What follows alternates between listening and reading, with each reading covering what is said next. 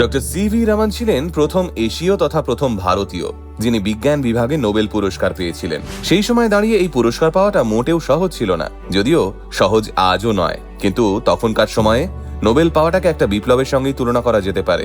Doctor Raman যে ভারতে জন্মেছিলেন সেই ভারতে বিশ্ববিদ্যালয়গুলোর মূল উদ্দেশ্যই কখনো গবেষণা ছিল না, বরং কিরানি আর বাবু তৈরি করাই ছিল তাদের একমাত্র লক্ষ্য। ব্রিটিশদের ধারণা ছিল ভারতীয়দের মেধা আধুনিক বিজ্ঞানের জন্য উপযুক্তই নয়, আর ঠিক সেই সময়ই এই ধারণাকে ভেঙে চুরমার করতে তৈরি হচ্ছিলেন একজন প্রতিভাবান মানুষ, ডক্টর চন্দ্রশেখর ভেঙ্কট রমন। সালটা 1888 7ই নভেম্বর।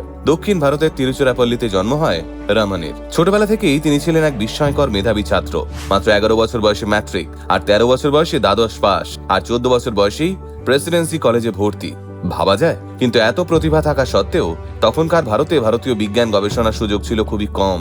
কারণ একটাই, ব্রিটিশরা কখনোই চাইতো না যে কোনো ভারতীয় মেধার জগতে এগিয়ে যাক। তাই খানিক বাধ্য হয়েই রমন ইন্ডিয়ান ফিন্যান্স সার্ভিসে যোগ দেন। তখন বয়স মাত্র 19, চাকরিতে ভালো মাইনে, সম্মান সবই ছিল, কিন্তু তার মন পড়ে থাকতো ফিজিক্সের দুনিয়ায়। এমনই একদিন কলকাতায় অফিসে যাওয়ার পথে তার চোখে পড়ে একটা signboard, Indian association for the cultivation of science. ওই একটা লাইন যেন মুহূর্তের মধ্যে তার গোটা জীবনটা বদলে দেয়। তারপর শুরু হয় এক অসম্ভব পরিশ্রমের গল্প।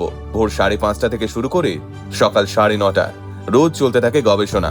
তারপর সারাদিন অফিসের কাজ, ফিরে আবার সন্ধ্যে থেকে রাত 10টা পর্যন্ত চলতো ল্যাবের কাজ। টানা 10 বছর ধরে প্রতিদিন এই একই রুটিন চালিয়ে গেছেন রমন।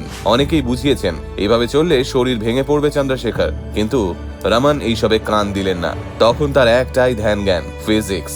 এরপর 1921 সালে ইউরোপে যাওয়ার সময় জাহাজে বসে রমন ভূমধ্যসাগরের গভীর নীল রং লক্ষ্য করলেন। সেই সময়ের বিখ্যাত পদার্থবিজ্ঞানী লর্ড রেলির মতে সমুদ্রের এই নীল রং আসলে আকাশেরই প্রতিফলন। কিন্তু রমন এই ব্যাখ্যাটা সহজে মানতে রাজি হলেন না। কৌতূহলী হয়েই তিনি নিজের পকেট থেকে একটি ছোট্ট যন্ত্র নিকোল প্রিজম বের করে পরীক্ষা করলেন। এই প্রিজম দিয়ে তিনি প্রথমে জলের উপরের প্রতিফলন বন্ধ করলেন, কিন্তু অবাক করা ব্যাপার, প্রতিফলন বন্ধ হয়ে গেলেও জলের রং তখনও নীলই রয়ে গেল।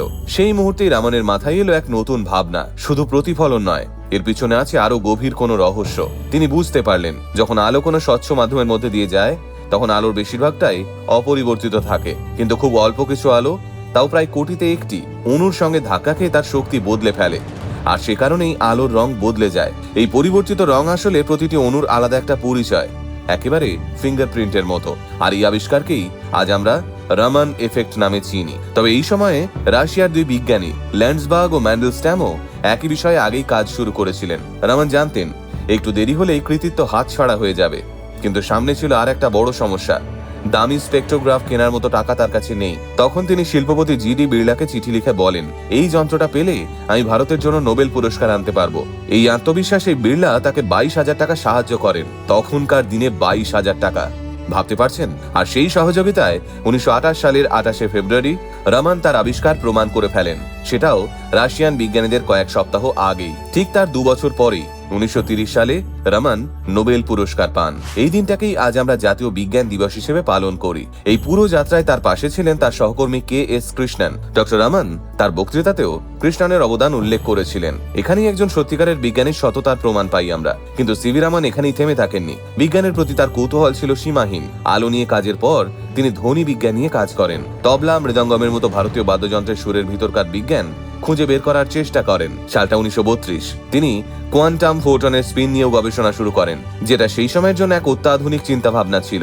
এরপর 1933 সালে ইন্ডিয়ান ইনস্টিটিউট অফ সায়েন্সে প্রথম ভারতীয় ডিরেক্টর হিসেবে যোগ দিয়ে পদার্থবিজ্ঞানের জন্য আলাদা একটি বিভাগও চালু করেন। 1934 সালে তিনি প্রতিষ্ঠা করলেন ইন্ডিয়ান একাডেমি অফ সায়েন্সেস, যা নতুন প্রজন্মের বিজ্ঞানীদের জন্য এক শক্তিশালী প্ল্যাটফর্ম। শুধু তাই নয়, ভবিষ্যতের দিকপাল বিজ্ঞানী যেমন হোমি জাহাঙ্গীর ভাবা এবং বিক্রম সারাভাই, তাঁদের মেন্টর হিসেবেও তিনি গুরুত্বপূর্ণ ভূমিকা পালন করেছেন।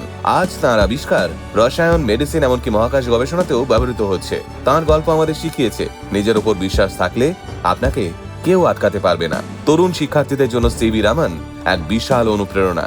তিনি প্রমাণ করেছেন মেধা, পরিশ্রম আর আত্মবিশ্বাস থাকলে পৃথিবীর যে কোনো প্রান্তে থেকেও বিশ্ব জয় করা যায়।